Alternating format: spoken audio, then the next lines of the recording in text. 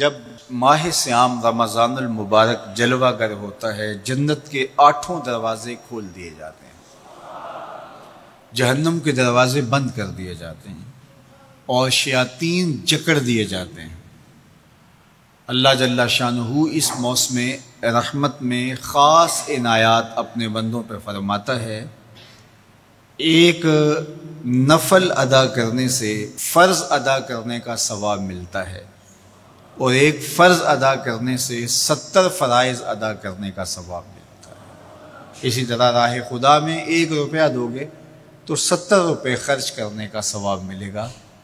اسی طرح باقی نیکیاں بھی جتنی بھی ہم کرتے ہیں، وہ ایک نیکی کریں گے تو 70 گنا اجر ماہ سیام میں ہمیں نصیب ہوتا ہے۔ اس لیے اہل ایمان کا یہ طریقہ ہے کہ وہ اس مہینے میں کثرت کے ساتھ تلاوت کرتے ہیں، کیونکہ ایک مرتبہ اگر قرآن مجید پڑھ لیا تو 70 مرتبہ قرآن مجید پڑھنے کا ثواب نصیب ہوا۔ ماہ سیام میں چونکہ شیطان بندھا ہوا ہوتا ہے، تو ہم اپنے آپ کو نیکی کی طرف اگر لانا چاہیں تو اتنی رکاوٹیں نہیں ہوتی جتنی عام دنوں میں ہوتی ہیں، لیکن اس کے باوجود بہت سارے لوگ ہیں جو رات کو بڑا پکا ارادہ کر کے سوتے ہیں کہ میں صبح وقت پہ اٹھوں گا اور نوافل بھی پڑھوں گا اور نماز بھی ادا کروں گا، لیکن جب صبح ہوتی ہے تو انہیں یا تو جاگ نہیں آتی یا نیند سے بیدار ہو جاتے ہیں، بستر سے اٹھا نہیں جاتا۔ جبکہ وہی شخص انہوں نے صبح سبزی منڈی جانا ہو تو چھلانگ لگا کے اٹھتے ہیں اور سبزی منڈی پہنچتے بھی ہیں۔ سستی طبیعت کا کسل نہیں ہوتا۔ عمومی طور پہ ہم اپنے آپ کو بیمار تصور کر لیتے ہیں اور سستی اور کسل کا نام دے کر کے، بہانہ دے کر کے ہم کہتے ہیں کہ بس کیا کریں، ہم کو ارادہ کرتے ہیں روز لیکن ہم سے اٹھا نہیں جاتا، بس طبیعت اس طرح کی ہے، کسل ہے، سستی ہے۔ یہ بات ذہن میں رکھیے گا کہ ارادہ کرنے کے باوجود بھی صبح جب ہم اٹھ نہیں پاتے یا کوئی بھی نیکی کا کام ہم کرنے کا ارادہ کرتے ہیں تو ارادہ کرنے کے باوجود ارادہ ہی رہ جاتا ہے، ہم کر نہیں پاتے، تو اس کا سبب یہ ہوتا ہے کہ بہت سارے ہم گناہ کر چکے ہیں اور ان گناہوں کی وجہ سے ہم نیکی کی توفیق نہیں پاتے۔ حضرت حسن بصری رضی اللہ تعالی عنہ نے یہی وجہ اس کی بیان فرمائی ہے۔ تو اس کا بہترین طریقہ یہ ہے کہ توبہ کی جائے، اور توبہ بھی سچے دل سے کی جائے، رو رو کے اللہ سے گناہوں کی معافی مانگی جائے، اور سچے دل سے جب توبہ کی جائے تو پھر سارے گناہ نہ صرف مٹا دیے جاتے ہیں بلکہ ان کو بدل کے نیکیوں میں تبدیل کر دیا جاتا ہے۔ تو ماہ سیام کے اندر پختہ عزم کریں اور اس عزم کو عمل کی شکل دینے کے لیے سچی توبہ کریں کہ ہمارا یہ رمضان اس طرح سے گزرے، یہ مہینہ اس طرح سے بسر ہو کہ ہم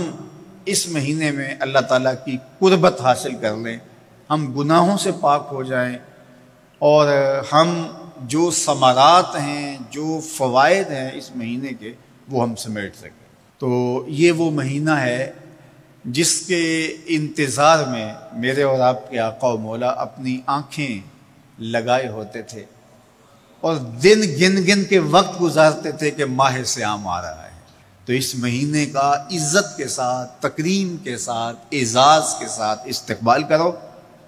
اور اس کو پلکوں پہ بٹھاؤ، اس کو دل پہ بٹھاؤ۔ اس مہینے کی تکریم یہ ہے کہ اس میں ہر برا کام چھوڑ دیا جائے۔ اگر کوئی شخص برا کام نہیں چھوڑتا اور روزے رکھتا ہے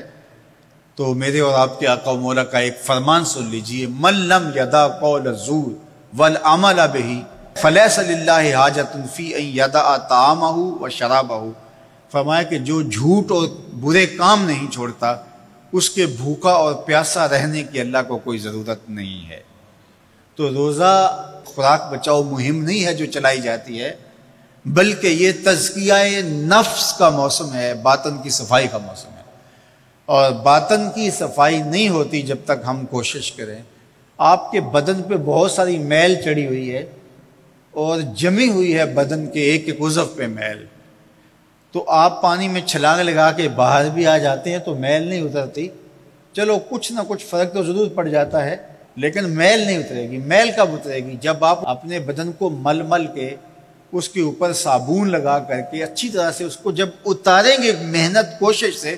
تو پھر آپ کا بدن مہک جائے گا، ہلکا پھلکا ہو جائے گا، میل اتر جائے گی۔ یہ موسم رحمت ہے، اللہ کی رحمتوں کا میਂہ برسے گا، اس سے کچھ نہ کچھ فائدہ تو ہوگا ہی، لیکن حقیقی فائدہ وہی حاصل کرے گا جو اپنے گناہوں کو مل مل کے دھوئے گا اور اپنے آپ کو صاف کرنے کی کوشش کرے گا۔ تو اپنے من کے میل اتارنے ہیں، اپنے باطن کے میل اتارنے ہیں، اپنے اعمال کی درستگی کی کوشش کرنی ہے۔ صلاۃ التراویح مسجد میں نہیں آ سکتے تو گھروں میں پڑھ لیجئے، جس طرح بڑی عمر والے لوگوں کو، بیمار لوگوں کو کہا گیا کہ آپ گھروں میں پڑھ لیں، بچوں کو کہا گیا، لیکن چھوڑیے گا نا، یہ رمضان المبارک کا خاص عمل ہے۔ آج کل دین بیزار طبقہ مختلف جگہوں پہ بیٹھ کے مسجد پر، مدرسے پر، تراویح پر،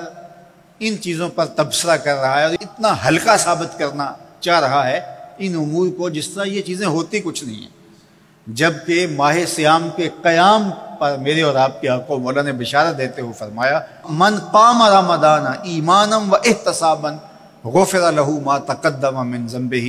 جس نے رمضان المبارک کی راتوں میں قیام کیا ایمان اور محاسبہ نفس کے ساتھ، اللہ اس کے پچھلے سارے گناہ معاف فرما دیتا ہے۔ یہ بہت بڑی دولت ہے، تو اس دولت کو ضرور سمیٹیے گا، ضرور حاصل کیجئے گا، من کی ستھرائی، عفت اور پاکیزگی کا ساماں کیجئے گا۔